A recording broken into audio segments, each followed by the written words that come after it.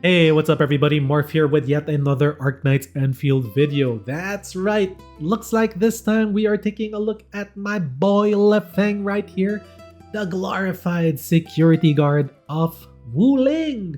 He is actually my main DPS driver now for my physical team. Yep, I was using the pan, but times change when you pull a 6-star, but that doesn't mean the pan is no longer used. He is still very important to this team. And the reason why this build works and how I'm able to achieve such bursty damage is because of our boy, the pan. So, without further ado, let's get into it. LiFeng. Alright, let's take a look at LiFeng. Super strong character. Let's take a look at his skills. Let's use this menu just because this menu is a lot nicer and cleaner to look at for all the skills. The thing is bigger too. Alright, so his basic attack is pretty much standard 44, 52, 63, and 122 multiplier on the damage with a finisher of 720 at rank 9. Very nice, a 19 stagger on the final strike. This is kind of a pretty... Some people think the sequence of doing this is kind of slow. It kinda is slow to get the final strike to hit, but the amount of damage that you dish out while making the combo or while going through the sequence is pretty good.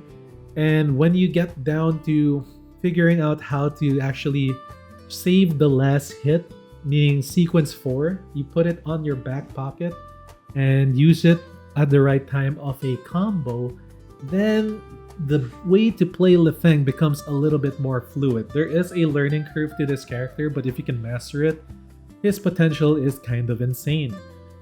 Alright, so 19 stagger, kind of a decent basic attack sequence and damage on the basic attack, so not bad. Next up, Turbid Avatar. This is going to be your bread and butter skill that you're going to be spamming as much as possible at the right time for this build. This build is based around this skill right here. Everything else is a bonus. Okay, so Turbid Avatar, the way it works is it swings the polearm multiple times to deal 2 hits of physical damage, then slams the ground to deal physical damage and knockdown to all enemies in an area. If the enemy struck by the last hit of the skill has no vulnerability stacks, it will apply physical susceptibility. So this could be your opening move to most of the fights, especially if you're running a different team composition that doesn't compose of Ardelia. But this one uses Ardelia, so it's gonna be your secondary combo. It's your second thing that you're gonna do. Actually, it's your third thing that you're gonna do while setting up the whole combo for this team buildup. So yeah, this is going to be your bread and butter though. You're going to be using the skill a lot. The first sequence does 69, second hit does 69, the 2 slashes in the beginning, and then the third one, the slam, does 214% of the damage. Also, it applies 10 stagger on the final hit only. The physical susceptibility is 9%, not the biggest, but still not bad. And the duration of the susceptibility is 12 seconds, meaning to say if you cannot down the mob within 12 seconds, you're gonna have to reapply physical susceptibility. Whew, that's a lot of stuff I just said there. Alright, next up is the combo skill, or the combo trigger. When the controlled operator performs a final strike on an enemy with physical susceptibility or breach, you gain breach if you have Pog on the team. This build does not contain Pog. Unleashes an aspect that performs a spear thrust to deal physical damage and grants the link buff. The link buff is what makes this character the driver of the team, also makes the physical team have a great support character as well as a sub DPS, but I like using him as the main DPS. Next battle skill or ultimate cast by the team consumes a link buff and deals more damage, with the battle skill getting a higher increase than the ultimate. Effects of the same type can stack but with diminishing returns. Okay, so what this means is the reason why this skill is the main bread and butter of the team is because of this buff right here. We will be using and applying the link buff often and boosting up the power of our battle skill.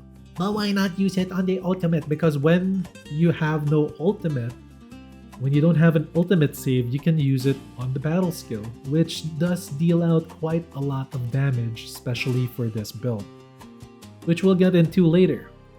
Alright, so the link buff is very important. We also use it on the ultimate whenever it's available, but when it's not, we're using it on battle skill.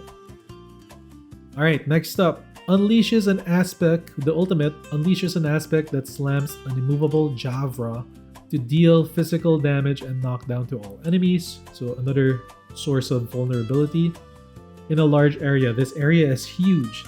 And then what happens is it pulls all the enemies to the center, which then deals another massive physical damage and knockdowns the enemy again. So it's a double knockdown, so double CC plus 2 stacks of vulnerability. This skill, this ultimate is insanely good for the Pan or any other character that needs to consume 4 vulnerability. If the skill consumes a link, it deals another additional massive physical damage. So 3 hits instead of 2. Without the link, it's only going to deal 2. With the link, it's going to deal 3. And with the link, there are bonuses to the ultimate. Sequence 1 deals 320% damage with 5 stagger. Sequence 2 deals 320 again with another 5 stagger. And if you have the link, it's gonna deal 480% damage with another 5 stagger, making it 15 stagger on top of everything else. This is why he is good. He is good at staggering too. 10 stagger, 10 stagger, and 15 stagger. Physical team is all about staggering the enemies, by the way. So yep, you will be using this whenever your ultimate is available. You use it with the link skill. Always set it up with the link skill. And then bang, boom, deal big damage and do an insane combo, which we'll get into later on in the video. Alright. Next up is his weapon of choice. We are using Valiant. Valiant is a sort of free-to-play weapon if you got the battle pass, which is pretty much a standard with everybody playing the game. Buying the battle pass is so juicy. I mean, if you're gonna buy, it's like a monthly subscription. You just look at it that way, and it doesn't feel too bad. So yeah, just get the Valiant if you want to play LiFeng. As you can see, it is maxed out at level 90 because I really enjoy this character. And the reason why I like this character is because of the effect on the bottom, or this weapon. It has agility boost, physical damage boost, and a combative virtuous gain. You instantly gain 16% attack after the wielder applies physical statuses, knockdown, lift, whatever. The wielder also deals another hit of physical damage equal to 192% of the attack. This is gonna be much lower if you don't upgrade this thing with the essence. But at 192, it does deal quite insane amount of damage. And when this character, it be dealing a lot or making a lot of physical statuses. He has knockdown on his battle skill. He has knockdown on his ultimate. So you will be spamming those skills as well, which is gonna be really good for the team.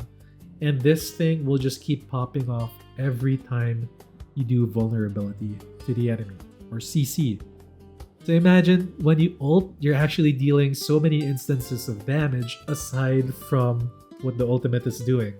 Because the ult does 2 knockdowns, so there's another 192 of the attack, another 192 of the attack on the second part. It's just a number scaling, so many numbers on the screen whenever you play this character because of Valiant.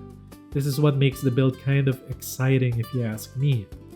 Next, we don't have any potential on him, so I'm not gonna get into the potential with the characters. If you have potential on i6 character, good for you. But if you don't, then it's not really that important. Next, we'll take a look at the gear, and this is where things really start taking shape on how to make this character a DPS main driver for the physical team. First of all, his main stats are Agi and STR, with Agi being the bigger gainer than STR. So as you can see here, it's a little bit equal, which I do like because he is the main driver. You're gonna need a little bit of STR to be high for high health. And Agi is really good because Agi gives you physical like defense, right? You're stronger. Oops, I closed it. Here we go. You gain 30% physical resistance, so you can take a hit basically when you're playing LiFeng.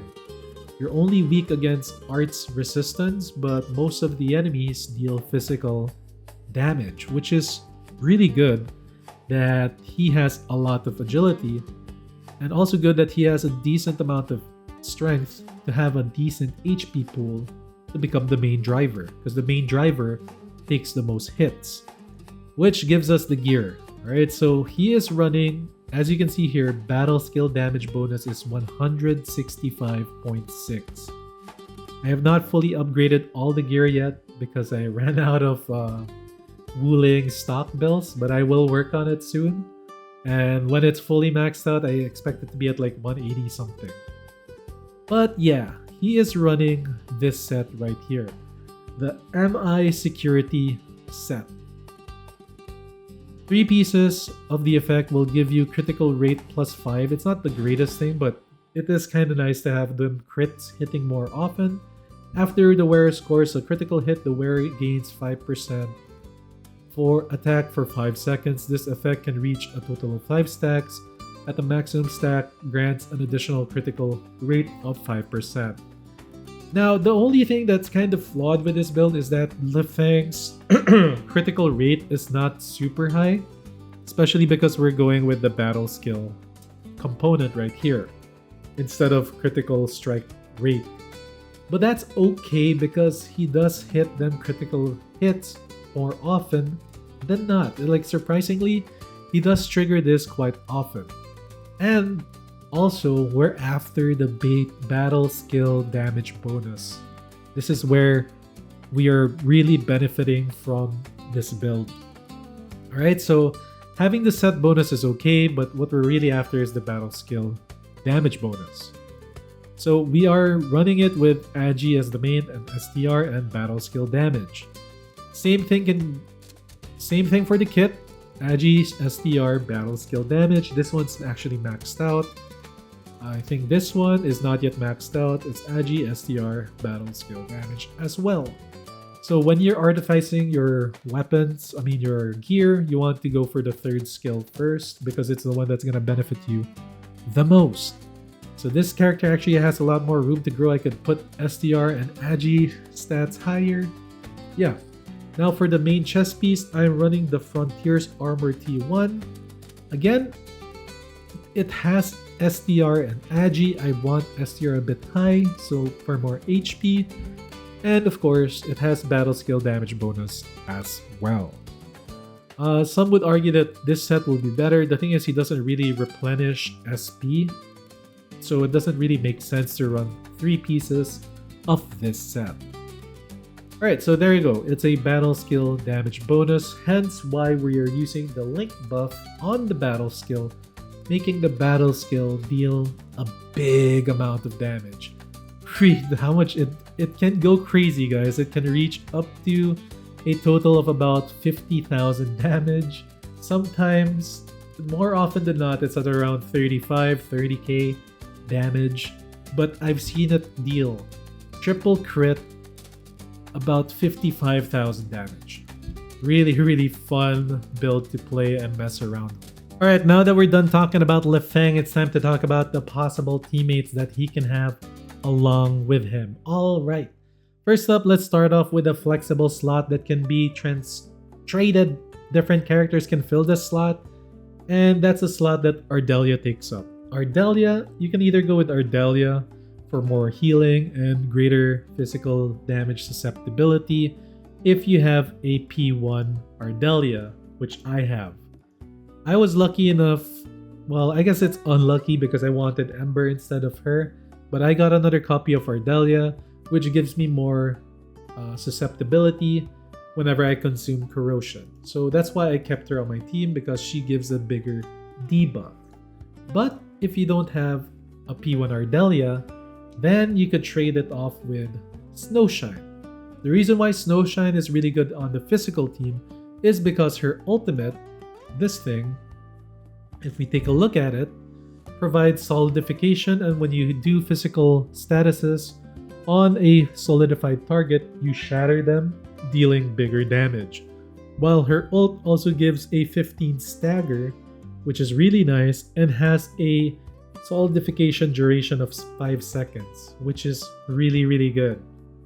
That's why I think Snowshine is pretty decent, especially if you buff up her treatment healing. Then she can actually heal the main driver pretty often.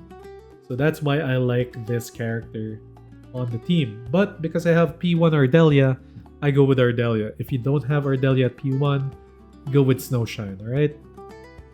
You can also, if you're lucky, you replace Ardelia with the best in slot of Ember.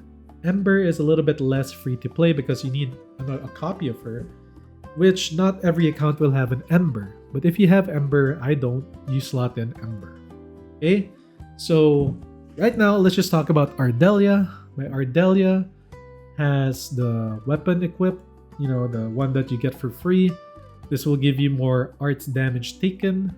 So I'm not sure if arts damage is skill damage or if it's magic type or elemental type damage taken.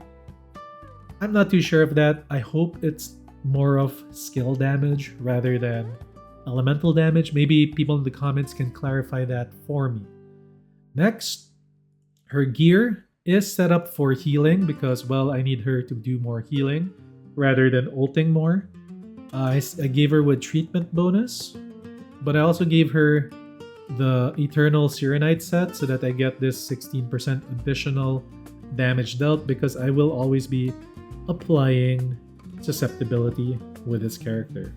And the buff lasts for about 15 seconds, so it's kind of nice to set the team up with Ardelia. That way, when you do LiFeng's battle skill, it automatically sets up a vulnerability stack rather than setting up a a susceptibility stack, which also triggers his Valiant more often rather than starting off the first battle skill with a susceptibility. It immediately deals an extra 192% additional damage. So that's why it kind of works with Ardelia on the team. And also there's an interesting combo that you can do with Ardelia wherein you're doing the corrosion setup. This thing right here. I forgot to talk about this during the skills part, but you can do this combo, corrosion. After you corrode the enemy, hit them with LiFeng's battle skill while simultaneously using Dolly Rush. By the time LiFeng does the slam, the Dolly Rush will hit first and apply susceptibility, and the slam of LiFeng will deal vulnerability and start off the combo there. It's like a 2 battle skills into 1 type thing. Kinda cool. Alright, so yeah, again, the extra bonus armor is going to be links for Will Int, because Will is good, and treatment bonus is good as well. Okay, so that's the way I set up Ardelia. Now, for the sub DPS and support role of the team, we've got Chen. Chen has an interesting play for this team. You can either use her, she's really good because her combo is kind of quick. She can shatter or apply stagger on the enemy kind of quickly. Plus, this is like a emergency skill. Like, let's say you're the main target, you're the main driver, and you got caught by the combo of Marble or something. You can hit her battle skill, which is this one, which will instantly stop the combo of Marble and save the main driver, while also applying stagger and another form of vulnerability. She's your vulnerability, and whenever you do a combo trigger with her, her E automatically gives you vulnerable. Easy source of vulnerable at that, but a big bonus is the ultimate. Her ultimate damage is insanely high, and it's a single target skill. If you build this character as an ultimate damage dealer, it could be very interesting to see what numbers she can produce. I might start doing that, especially with the link skill of LiFeng. So she's a good driver, supporter. Her skills give her more stagger when you interrupt properly with her. W. Easy character to use, plus her weapon is free to play. Sundering Steel gives you more attack. Her set is of course going to be the Sword Mancer set for more stagger.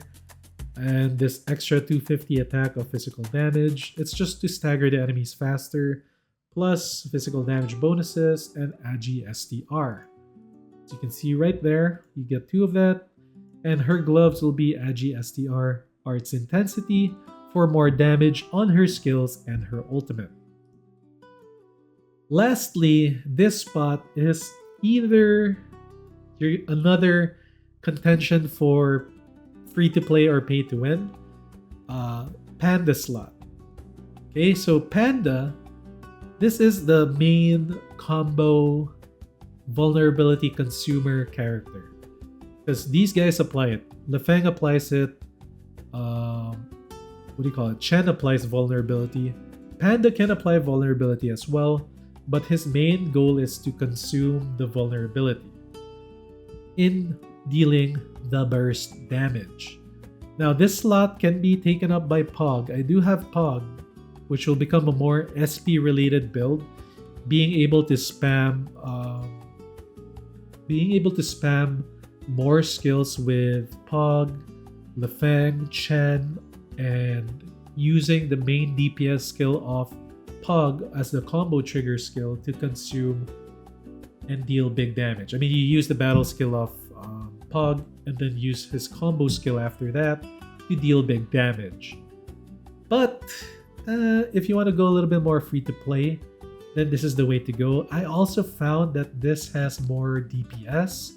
I might be wrong in saying this, but because I haven't really tested out Pog, but my DPS with the Pan is pretty insane. His E can sometimes crit for about 130,000 damage. So yeah, Panda. Free to play build, let's go with Panda first. Panda, you already know, you've seen my build before. Panda can apply vulnerability with his battle skill, but you're never gonna press this, right? You'll never press this. What is nice about Panda is his E, his combo trigger. This will consume all the vulnerability stacks and we gain Crush.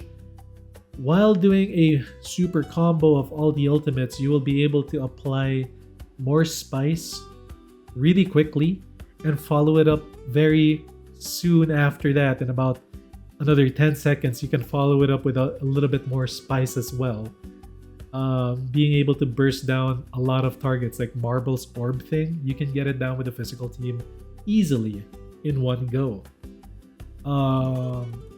His bonus is also the ultimate, which is very good at giving 2 more vulnerability stacks. And if you don't have LiFeng's skill available, his ultimate available, and you want to deal big damage with an ultimate, Chop and Dunk with Link is pretty damn strong as well.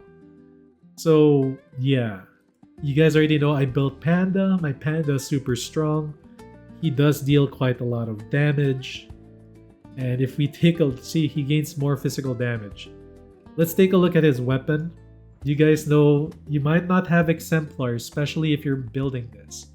But if you do have Exemplar, then you go with Exemplar. If you don't have Exemplar, you go with this one right here, Ancient Canal. This one's pretty good as well. You gain more physical damage when you consume your vulnerability stacks. You gain Art Intensity here, and STR. It's a pretty good one as well. But if you have Exemplar, this can go kinda crazy, and the way that you gain damage is beefing up your E. When you deal ultimate damage, when you do his ult, you're able to gain more charges of physical damage.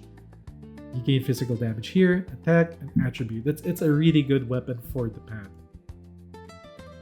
Right? His gear set is, of course, gonna be different as a support backliner. You can, in theory, slot him in with something else other than this. Another really good one that you can use with the pan is, if you go to the gear assembly, could be this set right here, because it has STR will, physical damage bonus, and then you give him one of the armors, maybe this one. You can give him the Ying Lung heavy armor set.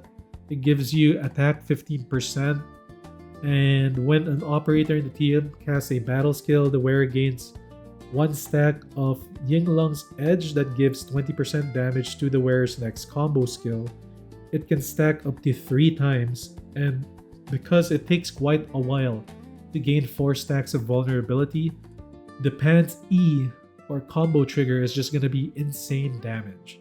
And you can build the pan with a combo damage set as a third piece to maybe the hand piece, right? Look for gloves that give you what do you call them? Combo skill damage bonus.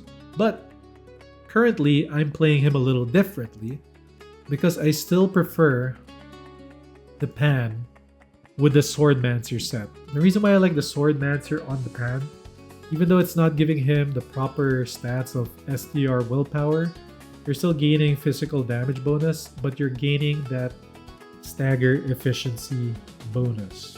I want to be able to stagger the bosses, the mobs a lot quicker, hence I run more Swordmancer in the team.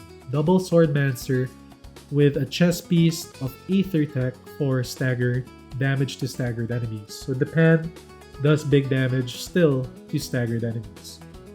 I really like this set on the pan, so this is what I'm building the pan right now. What my build is for the pan as a support character. So I know it was a little bit confusing than most, but this team is actually very, very powerful. As you saw in the intro, it can deal insane amount of damage, get rid of mobs really easily while sustaining our HP fairly easily as well. And I've beaten Marble with this team, so the level 90 Marble. So yeah, this team be good. They're only level 80s, 280s and 260s. Okay, that's it for this video. I hope it helped you out. I hope you liked it. It's a little something different. Nobody really uses LiFeng as the main driver for the physical team. So this is an example of how to do it. That's it for this video. Hit that like and of course subscribe for more Arknights Endfield content. And I'll see you all on the next video. Peace!